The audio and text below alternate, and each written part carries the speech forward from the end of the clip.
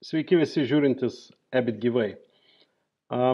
Koronaviruso krizė nubloškė mus į ten, kur mes tikrai netikėjom atsirasti.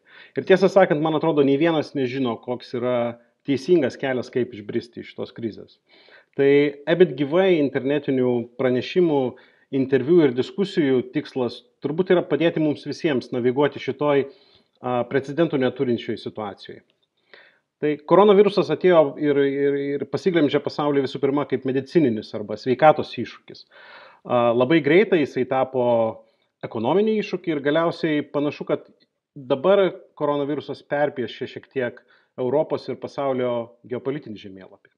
Tai apie tai ir bus šiandien dienos interviu su Edvardu Lukasu, Europos politikos analizės centro viceprezidentu, o šį interviu ves ir klausimais dalinsis Europos Komisijos atstovybės Lietuvoje vadovas Arnoldas Pranckevičius. Hello, gentlemen. It's a great pleasure you joining us. Thank you very much. And thank you very much, first of all, Edward, for joining us. I think that it's going to be nice hearing your insights and ideas on how to navigate in these unprecedented times. And perhaps it will let us be more aware in understanding of, within and outside. And thank you very much, Arnoldas, ačiū tau labai, for hosting this interview. So, if this were a conference venue, I would perhaps say something like, gentlemen, the stage is yours. Thank you so much. And Edward, thank you so much for being available and talking to Lithuanian public. In Lithuania, we are finishing the second week of quarantine. People are self-isolating and keeping social distance and trying to learn the new ways of life. So before we discuss how coronavirus has changed the geopolitical landscape of Europe, I would like to first of all ask you, how does the world look through your window? How is the UK coping with the new measures? Are people, going still to the pubs, storming the supermarkets, or are they staying home, calm and collected? Well, first of all, laba diena visiems, ačiū. Nice to be connected with my beloved Lithuania, even if only electronically. Well, Britain is under a kind of lockdown as well, and we have no pubs, no restaurants, no cafes, no bars, no outside activities really. You're allowed out just to walk your dog and take one exercise a day. All non-essential work has really stopped. We have some arguments about whether building sites are essential. And this is of interest to me because we have Lithuanians working on the building site near my house, and I am used to practicing my Lithuanian and talking to them, and I hope they will stick around. But we are in a state of crisis which I think even my parents' generation that remember the war would find surprising. Even during the war, the economy didn't stop functioning, and this is the most extraordinary economic not just slowdown, but collapse, really. Hundreds of thousands of people are losing their jobs. The government is intervening to pay wages and to support businesses, but we don't know how that's going to work. And the social stress is huge. People are shut up indoors all day with their families or the people they live with, and sometimes relations are not good. We see worries about alcoholism, about domestic violence, about gambling. So I feel that the consequences of this are going to be will be lasting for years, for decades, regardless of what the actual health outcome is. Just the social and economic shock of the measures that the government has imposed. Of course, today is very difficult yet to calculate what will be the economic cost for the UK, for entire Europe. We can only think how big it will be. You mentioned the social effect and also the effect on the psychological health of citizens. Another part of it is that while we stay at home, most of our lives are now digital, on internet. We're so much communicating with others. We're so much on social media. And of course, with that come also other risks, especially the exponential rise of disinformation. the spread of fear and panic within and outside of Europe. As you watch it, do you think these are sporadic actions, or is there an organized attempt? And if so, what should we do about it? Well, it's both. We see systematic attempts to spread disinformation, chiefly from China, which is now adopting the Russian tactics of coming out with lots of contradictory conspiracy theories to try and destabilize the information system. But we also see what you might call authentic disinformation, which is, or spontaneous, which is just people sharing rumors that they think are genuine but are actually crazy. And we have set up a local WhatsApp group for my part of London, which is designed to help us look after the NHS staff, to bring them their supplies so they don't have to go shopping, to look after elderly and disabled people and so on. But because it's an open platform, every day we get some crazy thing being shared about either some cure for the virus or some extra way of catching it, but this kind of, and so I feel that this disinformation is really, it's on my screen every day. And I think one result of this is that what used to be a rather specific worry, which everybody in Lithuania understood this, but not everybody in Britain, that we have to worry about the vulnerabilities of our information system. I think now that the whole country is exposed to the danger of disinformation on this health scare, people will take disinformation from Russia and China more seriously. And that's perhaps one of the few positive consequences of this. Of course, you have said in one of your interviews that coronavirus is a real-life stress test for our societies, economies, and as well as systems of government. In your mind, how these systems of government are coping? And is the democratic world this time better prepared than in previous occasions? I think that anybody looking at this terrible situation we're in would say we should have prepared for it better. And I've been looking back at some of the warnings we had from back in 2007 or even earlier, where people were saying a new pandemic is just a matter of time. And the way we produce vaccines is very fragmented, and it's slow and expensive. We don't have the resilience in our system that we need. So I think everybody would learn lessons from this and say we could have done better. I think that the public consent has been rather good. We haven't seen people storming supermarkets for food, or we don't see a big rise in crime or disorder. I worry that the government's decisions are not being properly scrutinized, both in this country and generally. I worry very much that we now have extraordinary scenes of the government just issuing instructions with no legal basis, just saying are now no longer allowed to go swimming. I've been go swimming every day in a lake in the centre of London. Now that's not allowed. Where's the law? There's no law about this. It's just a government decision. Now, I don't contest the practical outcome. I think it's right we have to make these sacrifices. But I worry very much that these are, even during the war, we passed the law first and then issued the instructions second. And now we just have a kind of, it's going back to the way the king used to behave before Magna Carta in the 11th century, when the king would just issue instructions and you had to do it. So I really worry, and I see this in Hungary as well, and other countries, these sort of attempts to make very sharp shortcuts.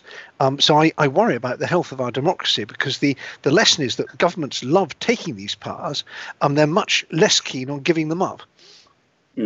Indeed, and could be a long-term impact on democratic societies and the parliamentary scrutiny and many other things. Another aspect to this is that across Europe we see both China and Russia actively trying to exploit some of the disagreements between the member states, also using very effectively their soft power and trying to win the hearts and minds of our citizens through their humanitarian deliveries. And some are already, even in Lithuania, questioning whether autocratic regimes are better suited to deal with such crises than our democratic systems. So do you see here also an alarm bell for liberal order? I see an alarm bell because people believe this. I don't think it's an alarm bell because it's true.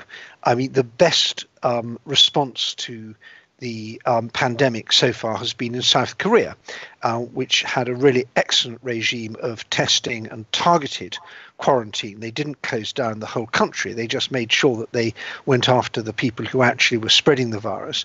The Taiwanese response has been very good as well. So I think if you're looking for countries that have managed to balance expert medical intervention with minimizing economic and social cost, you would see democracies and not autocracies.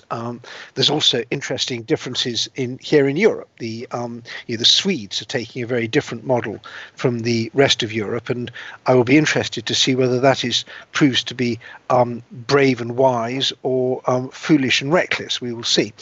But I think you're absolutely right that there is a perception that Russia doesn't really have this problem, which is, I think, nonsense. It's just Russia doesn't. Sorry, that's my dog. My dog agreeing with me. And I apologise to the viewers and listeners. My dog has his own views and doesn't always do what we still have democracy and freedom of speech in the Lucas household. But the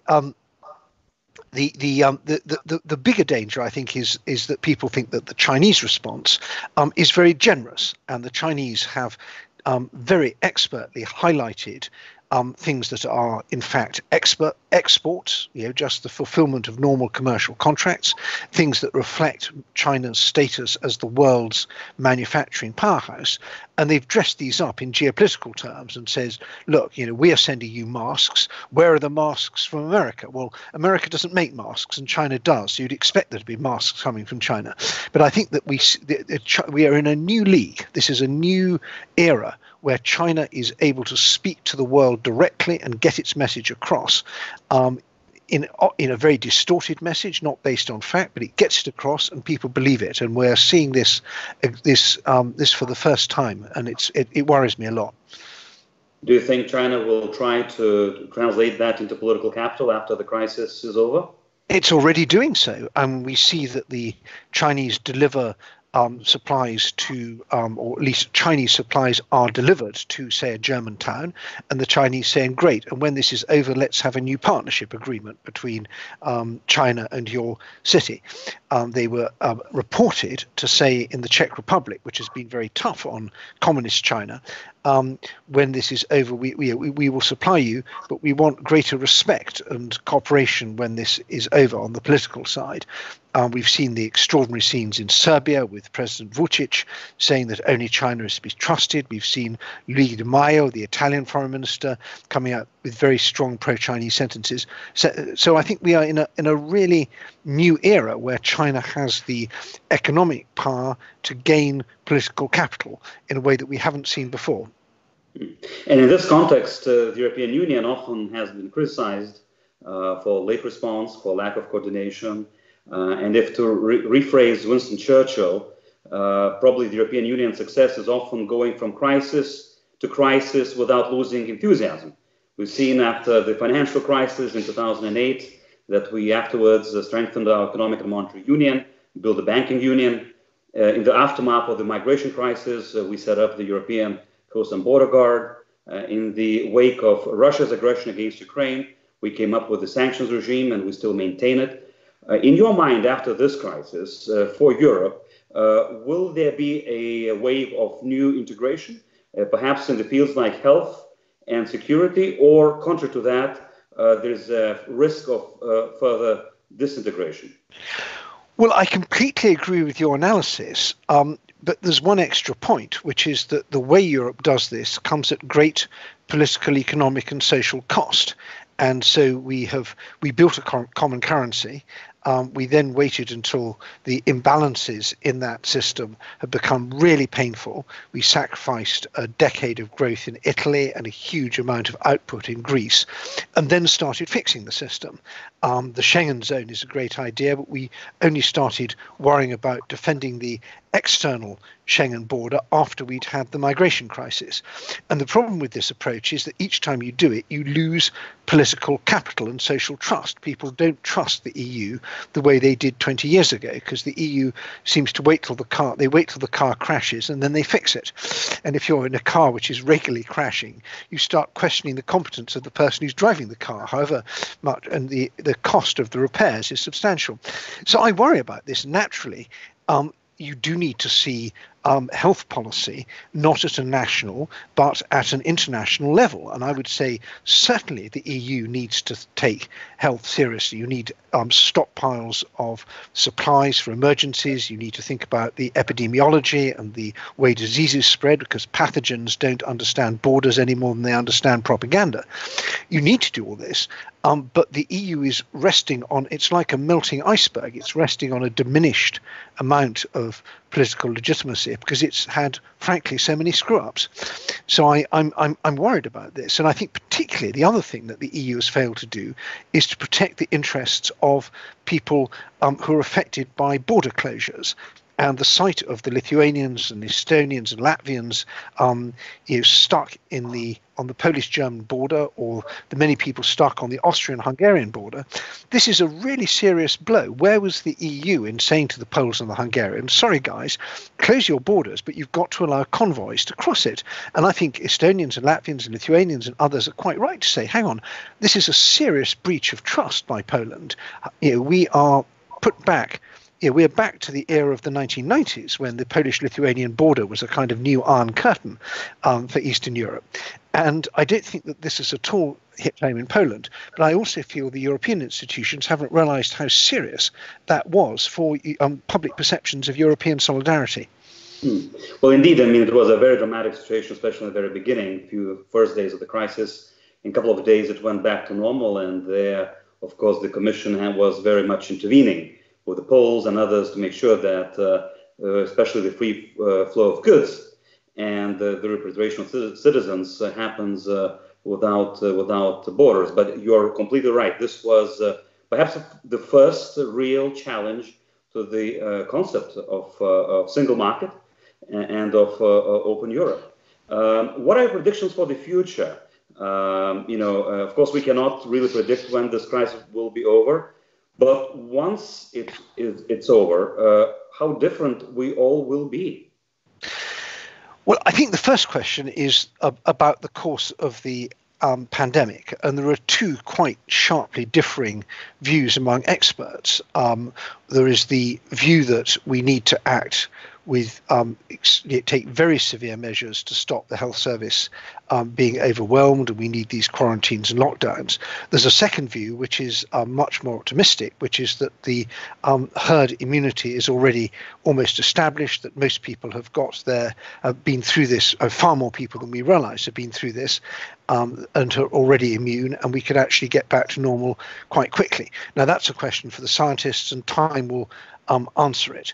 I think if it proves that the authorities overreacted, then there will be a lot of political fallout one way. If it proves that they underreacted, there will be a fallout another. Politicians will have to live with the consequences of their actions.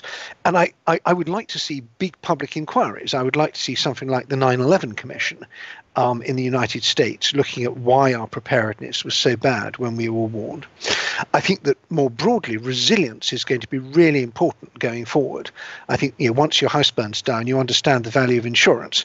And this idea of kind of social, political, societal level insurance is going to become much more important. In a way, that's good for countries like Lithuania and for people like me who worry about security, because we can say, just as you need to insure against the next pandemic, you need to insure against Russia or against China. And so that message will be helpful.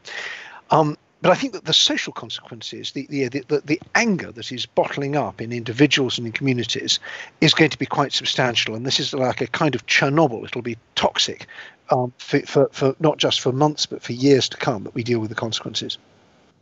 And to finish on the lighter note, in these days of self-isolation, people are learning how to telework and, of course, to learn from distance. And in this context, maybe you can recommend to our Lithuanian viewers any of the online book or perhaps webinar, podcast, or online lecture that you have followed and liked?